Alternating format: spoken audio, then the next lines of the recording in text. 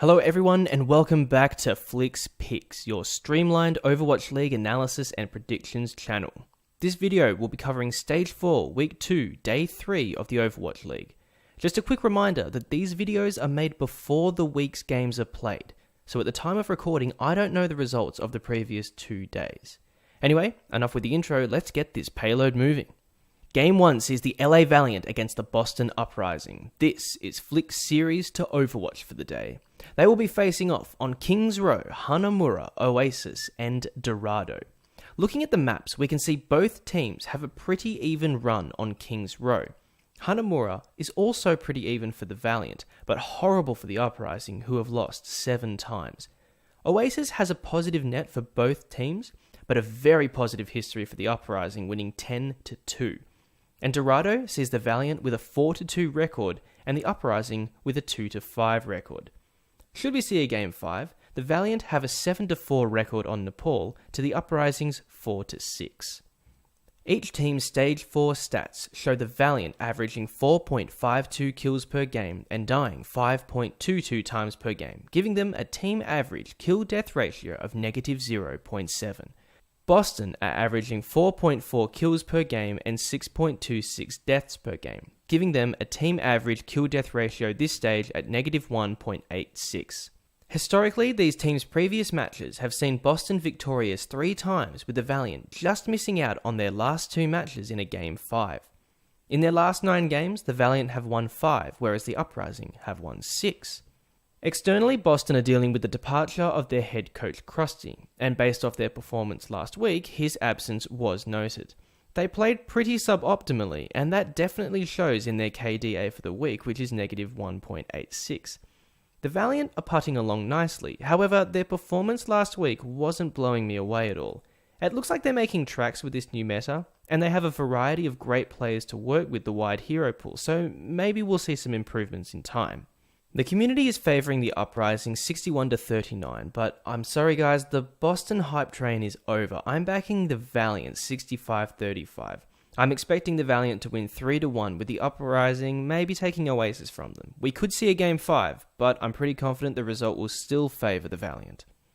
Game 2 will pit the New York Excelsior against the Seoul Dynasty. They will do battle on Kings Row, Horizon Lunar Colony, Lijiang Tower, and Watchpoint Gibraltar.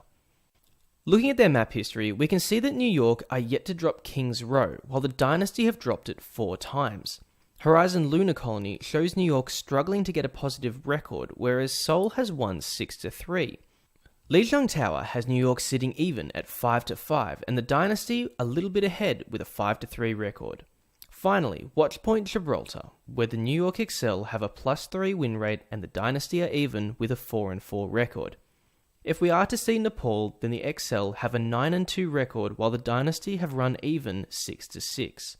Each team's stats from Stage 4 show that New York averages 6.66 kills per game and averages 4.98 deaths per game, giving them a team average kill-death ratio of 1.68.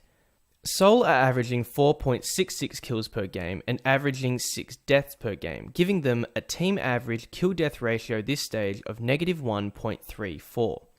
When these teams have faced off in the past, the NYXL has had 3 victories to Seoul's 1, with the XL winning 4-0 in their last match.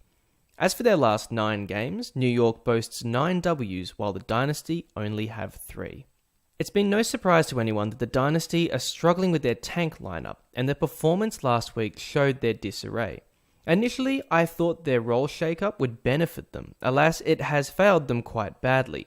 The good news for them though is that Miro recently tweeted saying that he has had time to rest, reflect, and is keen to get back into the fight and prove himself.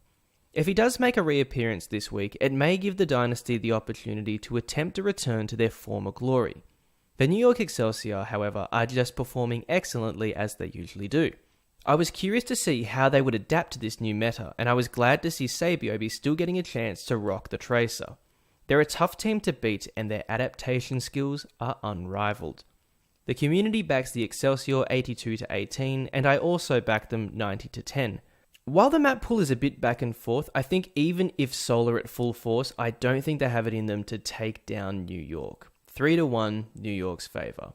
Finally, for our last series of Game 3, we will see the San Francisco Shock taking on the Houston Outlaws.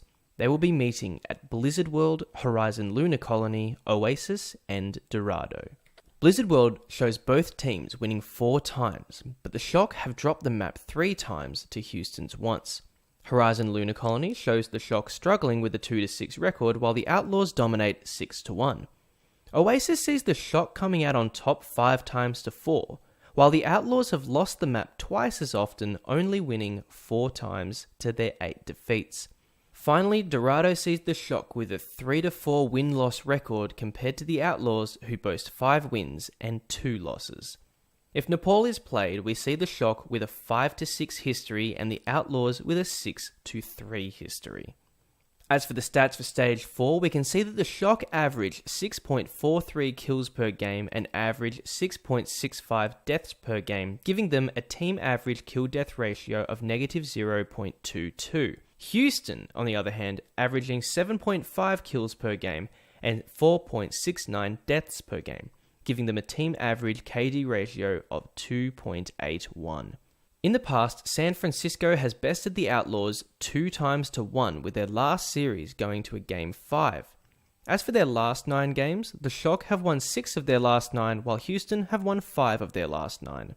Nothing to report externally. Both teams played quite well last week. The Shock dealt with the Dynasty quite swiftly, and the Outlaws convincingly beat both of their opponents.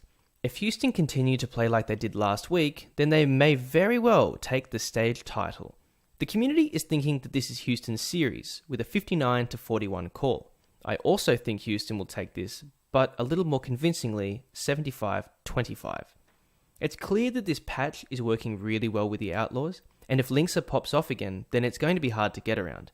My high favour of the Outlaws is also due to the fact that the Shock lost to the Gladiators 3-1 last week, and I believe that they are a team of similar skill to the Outlaws, so we might see a similar scoreline here. And that's it for Day 3, everyone. Quick recap. Flick's picks are the Valiant, the New York Excelsior, and the Houston Outlaws. Thanks heaps for watching, guys. Comment below and let me know what your thoughts are for the games today. Don't forget to like the video if you enjoyed the content, and hit the subscribe button to stay up to date as the videos get released. Only one more day of Week 2 left, so I hope to see you there. Most fights are won from first picks and are ult advantage, Matt, and this seems to be a good direction for New York to go in now. Mano's down, Zumbani suited, it might be happening here. Sabiomi sitting back, farming up that pulse bomb. He's playing so safe, so scarce, so loose, and Flitter has fallen.